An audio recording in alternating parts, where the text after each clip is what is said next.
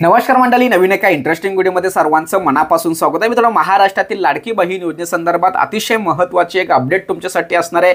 मित्रांनो, लाडकी बहीण योजनेचा हप्ता तुम्हाला नियमित स्वरूपात मिळावा यासाठी राज्य सरकारच्या माध्यमातून महाराष्ट्रातील प्रत्येक महिलेची ई-केवायसी करण्यासाठी सांगितलं आहे आणि या संदर्भात राज्य सरकारच्या माध्यमातून लाडकी बहीण योजनेची जी ऑफिशियल वेबसाईट आहे त्यावरती ई-केवायसीचा टॅब दिला आहे आणि जर समजा तुम्ही ई-केवायसी केली नाही तर तुम्हाला पुढील हप्ता मिळणार नाही, हे 100% सत्य आहे।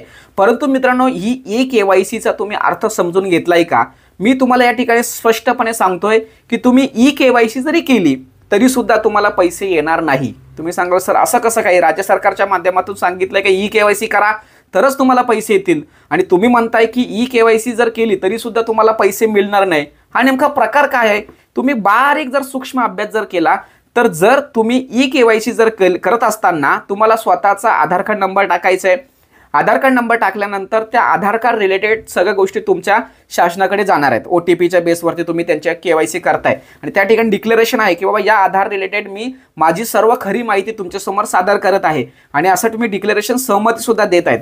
म्हणजे तुमच्या आधार कार्डला पॅन कार्ड लिंक आहे, पॅन कार्डला बँकेचं पासबुक लिंक आहे, म्हणजे तुमच्या आधार कार्डच्या रिलेटेड किंवा बँकेच्या रिलेटेड जे काही ट्रान्झॅक्शन झालं असतील किंवा आधार बेस जी खरेदी विक्री झाली असेल ते सर्व शासनाकडे जाणार आहे।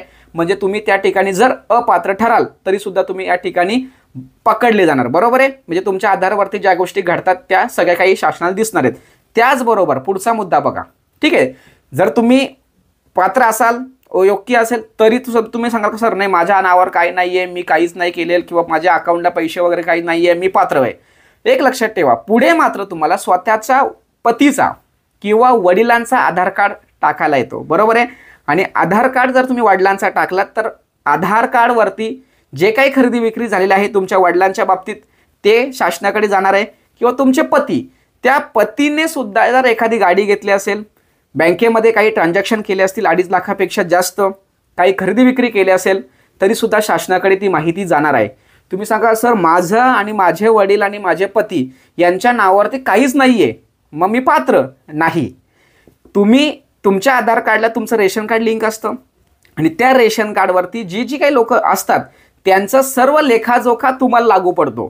म्हणजे त्या रेशन कार्डमधील तुमच्या कुटुंबातील कोणत्याही व्यक्तीने 2.5 लाखापेक्षा जर काही व्यवहार केले असतील, खरेदी विक्री केली असेल, गाडी घेतली असेल, ट्रान्झॅक्शन केलं असतील, तो एखादा मी तुम्हाला पुढे सांगणार आहे नेमका कशा पद्धतीने नियम आणि अटी आहेत, त्याच्यामध्ये जर तो अपात्र ठरत असेल किंवा तो बसत असेल तर मात्र तरी सुद्धा तुम्हाला पैसे येणार नाही। कळलं? म्हणजे तुम्ही जरी ई-केवायसी करत असाल तरी सुद्धा तुम्हाला पैसे येणार नाही, लक्षात ठेवा। सत्य असेल तरच तुम्हाला पैसे येतील, अन्यथा पैसे येणार नाही। मग लाडकी बहीण योजनेचे पात्र लाभार्थी कोण असू शकतात आणि अपात्र लाभार्थी कोण असू शकतात हे तुम्हाला समजून घ्यायचं असेल, बरोबर आहे? म्हणजे लाडकी बहीण योजनेच्या नियमामध्ये कोण बसतंय आणि लाडकी बहीण योजनेच्या अनियमामध्ये, अपात्रतेमध्ये कोण बसतंय हे सुद्धा तुम्हाला समजून घेणं खूप गरजेचं आहे आणि मगच तुम्ही ई-केवायसी करा। अन्यथा ई-केवायसी तुम्ही यस कराल तर तुम्ही त्या ठिकाणी अडकणार, फसणार, लक्षात ठेवा। मग आता पात्र आणि अपात्र लाभार्थी कोण हे आता आपण या ठिकाणी समजून घेऊया। यामध्ये अतिशय महत्त्वाचा म्हणजे जर तुम्हाला या योजनेचे हप्ते नियमितपणे घ्यायचे असतील तर तुम्ही महाराष्ट्राचे रहिवासी असणं खूप गरजेचं आहे, लक्षात ठेवा। तुम्ही महाराष्ट्राचे रहिवासी असणं गरजेचं आहे। त्यानंतर राज्यातील विवाहित, विधवा, घटस्फोटित, परित्यक्ता, निराधार महिला तसेच कुटुंबातील केवळ एक अविवाहित महिला ही या योजनेसाठी पात्र असणार आहे, लक्षात ठेवा। त्याचबरोबर किमान वयाची 21 वर्ष, किती 21 वर्ष पूर्ण आणि जास्तीत जास्त 65 वर्ष पूर्ण असेल अशीच महिला या योजनेसाठी पात्र असणार आहे। त्याचबरोबर लाभार्थ्यांचे स्वतःचे आधार लिंक असलेले बँक खाते असले पाहिजे, म्हणजे स्वतःच्या नावावरती बँकेचं अकाउंट असणं गरजेचं आहे आणि ते आधार कार्डला लिंक सुद्धा असणं गरजेचं आहे। त्याचबरोबर लाभार्थी कुटुंबाचे, बघा कुटुंब, लाभार्थी कुटुंबाचे, लाभार्थ्याचे नाही, लाभार्थ्याचे कुटुंब, त्याचे वार्षिक उत्पन्न म्हणजे त्या रेशन कार्डमधील जेवढी व्यक्ती आहेत त्या सर्व व्यक्तींचे मिळून जे उत्पन्न तयार होते ते कुटुंबातील वार्षिक उत्पन्न हे 2.5 लाखापेक्षा जास्त नसावे, लक्षात ठेवा।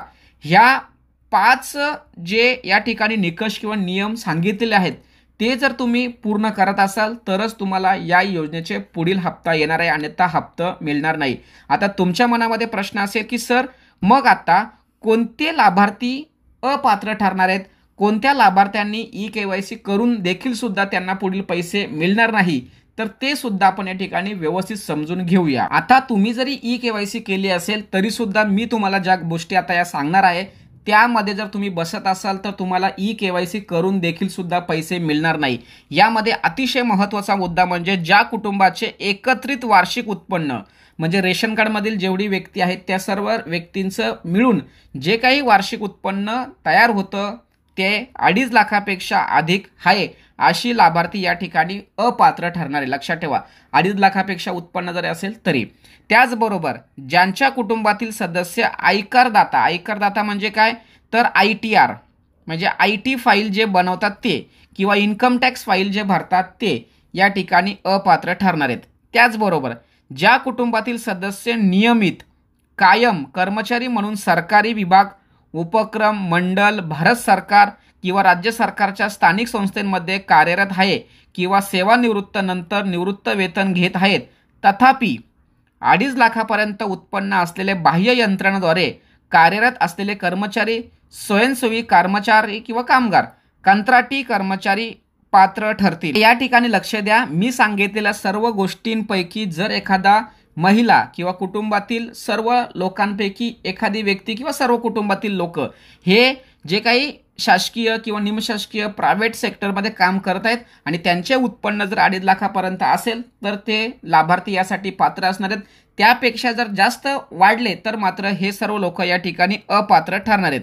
त्याचबरोबर अतिशय महत्त्वाचा मुद्दा समजून घ्या, सदर लाभार्थी महिला शासनाच्या इतर विभागामार्फत राबवण्यात येणाऱ्या आर्थिक योजनेद्वारे दरमहा 1500 किंवा त्यापेक्षा जास्त रकमेचा लाभ घेत असेल तरी ती महिला सुद्धा या ठिकाणी अपात्र ठरणार आहे.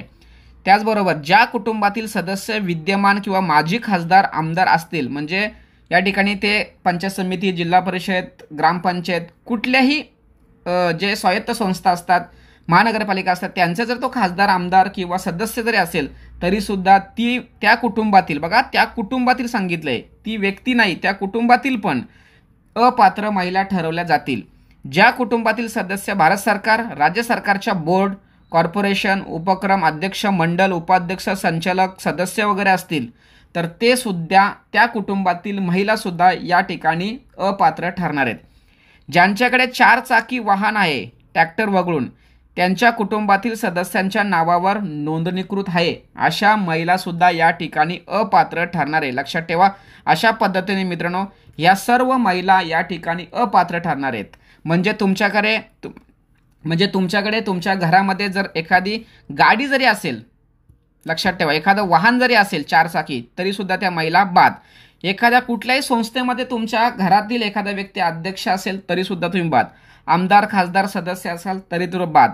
त्याचबरोबर तुम्ही एखाद्या इतर योजनेचा लाभ घेत असाल तरी सुद्धा तुम्ही बाद.